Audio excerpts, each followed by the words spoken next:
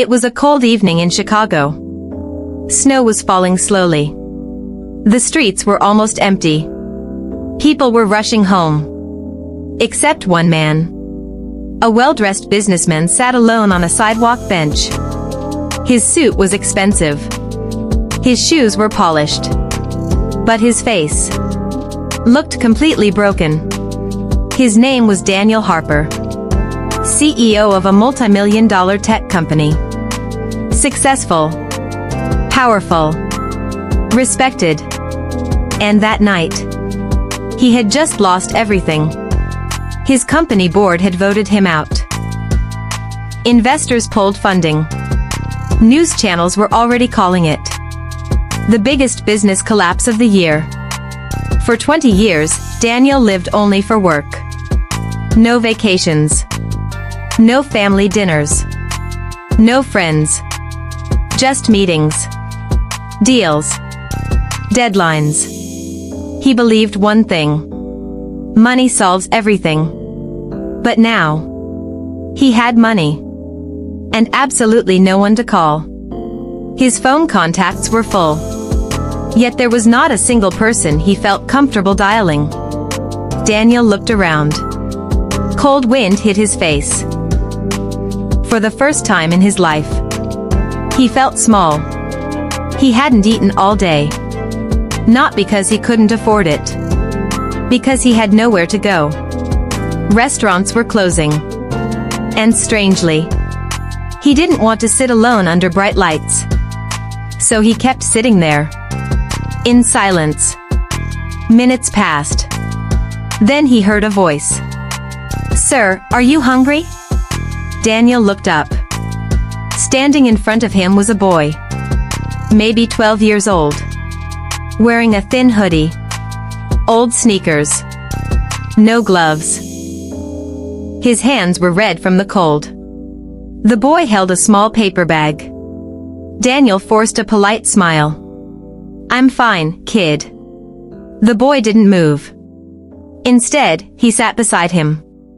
"My grandma says people who sit alone in the cold are never fine." Daniel blinked. No one had spoken to him like that in years. The boy opened the paper bag. Inside was a sandwich. Peanut butter and jelly. And a small apple.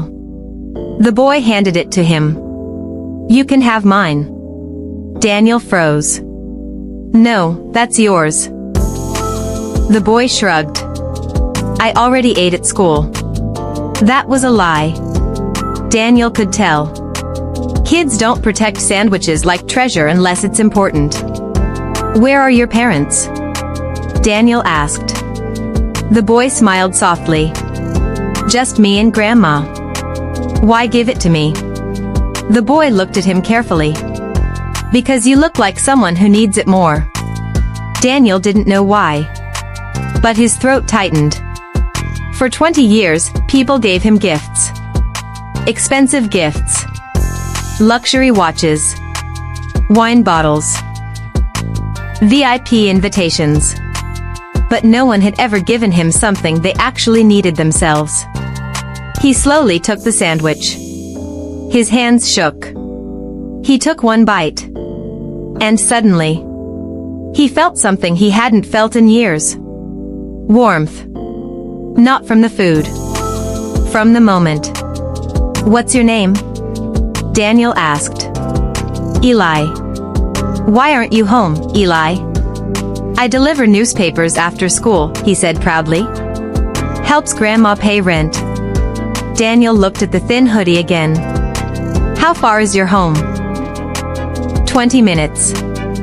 In the freezing snow. Every night. Daniel swallowed hard. "Eli, what do you want to be when you grow up?" The boy didn't hesitate. "A doctor." Daniel smiled sadly. "That's expensive." Eli nodded. "I know. But Grandma says kindness always comes back." Daniel looked away. For the first time. He wished he believed that. Because his entire life had been the opposite. Competition. Pressure. Winning at any cost. He had stepped on people, ignored employees, missed birthdays, missed his father's funeral for a meeting. And now, he sat alone on a freezing sidewalk, while the only person beside him was a hungry child giving away his dinner. Daniel reached into his wallet, pulled out $500. Take this. Eli shook his head. No, sir. Please. My grandma says, if you help someone expecting money, it's not kindness anymore. Daniel was speechless.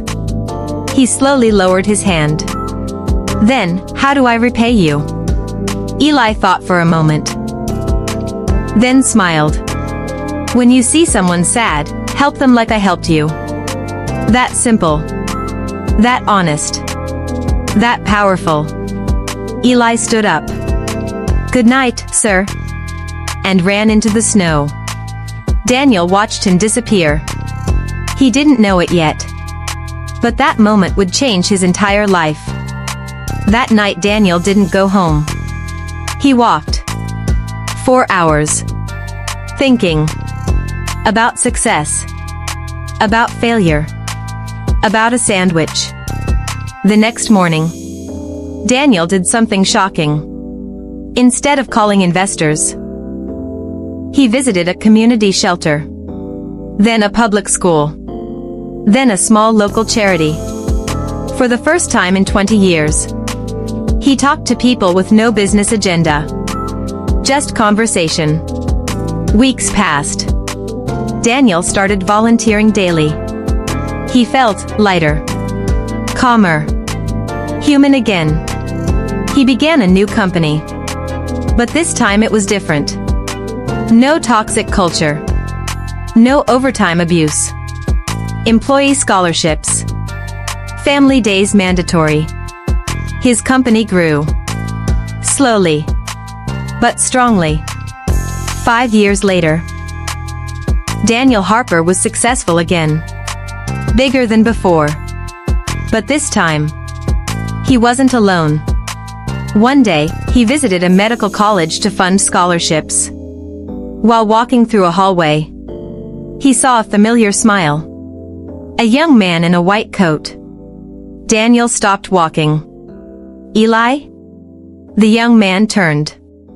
Eyes widened. Sir, the benchman? They both laughed. Eli had made it. Full scholarship. Top student. Daniel couldn't speak.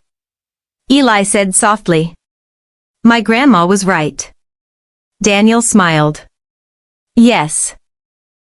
Kindness came back. Daniel shook his head gently. No. You didn't change my night. You changed my life. Eli asked, why? Daniel looked at him. Because that was the first time someone cared about me, not my success. Daniel placed a hand on his shoulder. That sandwich saved me. Sometimes the smallest act comes at the biggest moment. You never know who is fighting a silent battle. Kindness is never wasted. Because one day, it comes back.